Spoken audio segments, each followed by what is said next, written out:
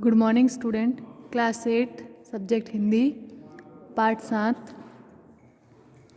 Page number 37। क्या निराश हुआ जाए।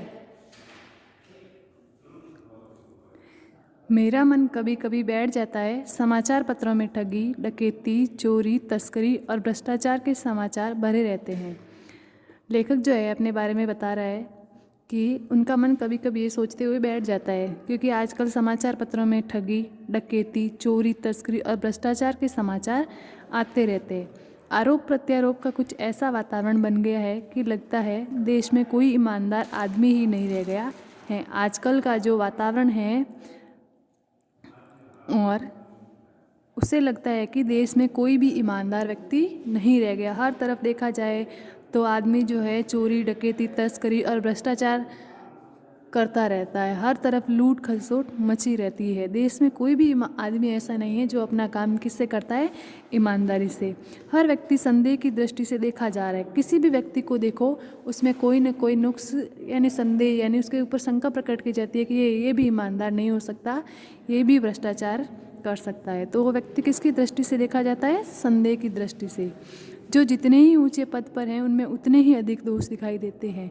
जो व्यक्ति जितने ऊंचे पद पर होगा उसमें उतने ही ज़्यादा दोष दिखाए जाते हैं क्योंकि उसमें भ्रष्टाचार की प्रवृत्ति जो होती है उतनी ही ज़्यादा होती है। एक बहुत बड़े आदमी ने मुझसे एक बार कहा था कि इस समय सुखी वही है जो कुछ नहीं करता।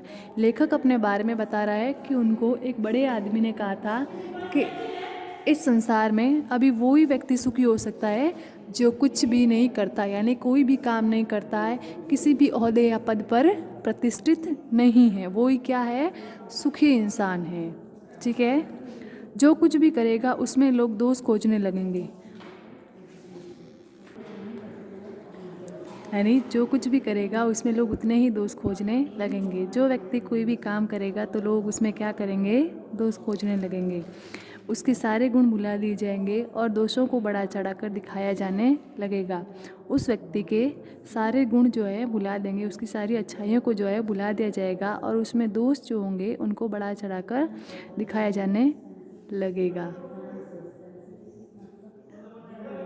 दोष किस में नहीं होते, यानी कि प्रत्येक व्यक्ति जो है उसमें दोष होते हैं। तो लेखक कह रहा है कि दोष किस में नहीं होते। यही कारण है कि हर आदमी दोषी अधिक दिख रहा है, गुणी कमियां बिल्कुल ही नहीं।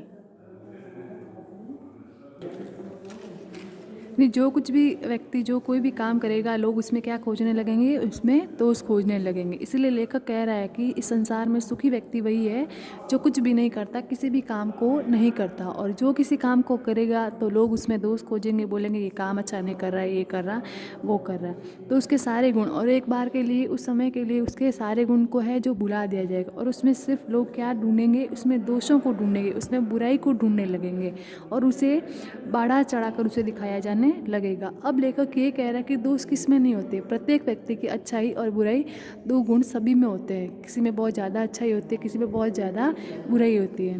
तो गुण सभी में होते हैं। यही कारण है कि हर आदमी दोषी अधिक दिख रहा है, गुणी कम या बिल्कुल ही नहीं। इसीलिए व्यक्ति जो अपनी प्रवृत्ति होती है उसके हिसाब से अधिक दोषी दिख रहा है और गुणी या तो कम दिख रहा है या बिल्कुल ही नहीं दिख रहा है। स्थिति अगर ऐसी है तो निश्चय ही चिंता का विषय है। अगर स्थिति ऐसी समान बनी रही, लोग भ्रष्टाचार करते रहेंगे, चोरी, डकैती, तस्करी जैसे गलत कार्य करते रहेंगे, तो ये निश्चय ही चिंता का विषय है। इसके बारे में सोचने की ज़रूरत है। ठीक है। क्या यही भारतवर्ष है जिसका सपना तिलक और गांधी ने देखा था? क्या हमारा वही भारत है जिसका सपना हमारे महात्मा गांधी और तिलक ने देखा था? रविंद्रनाथ ठाकुर और मदन मोहन मालवीय का महान संस्कृति सभ्य भारतवर्ष किस अस्तित्व के गहर में डूब गया? हमारे पूर्वजों ने, हमारे महानायकों ने जो सपने देखे थे अपनी संस्कृति, अपनी सभ्यता और भारतवर्ष की अतीत का जो, तो वो भारतवर्ष कहाँ है? आर्य और द्रविड़, हिंदू और मुसलमान, यूरोपीय और भारतीय आदर्शों की मिलन भूमि मानव महासमुद्र क्या सूख ही गया? मतलब कि आर्य और द्रविड़, हिंदू और मुसलमान, आर्य हिंदू और मुसलमानों की, यूरोपीय और भारतीयों की आदर्शों की मिलन भूमि मानव महासमुद्र क्या सूख ही गया? मानव का जो मिलन था, अपनत्व था, उसकी भावना क्या खत्म हो जाएगी?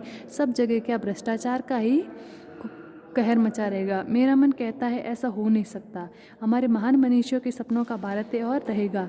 चूँकि लेखक कहता है कि मेरा मन एक बार को इस बात को मानने के लिए तैयार नहीं हो है कि ऐसा होगा। ये हमारा भारत जो है वो हमारे मनीषियों के सपनों का भारत है और वो हमेशा ऐसा ही रहेगा। ओके, आज की क्लास में हम इतना ही पढ़ेंगे। Thank you.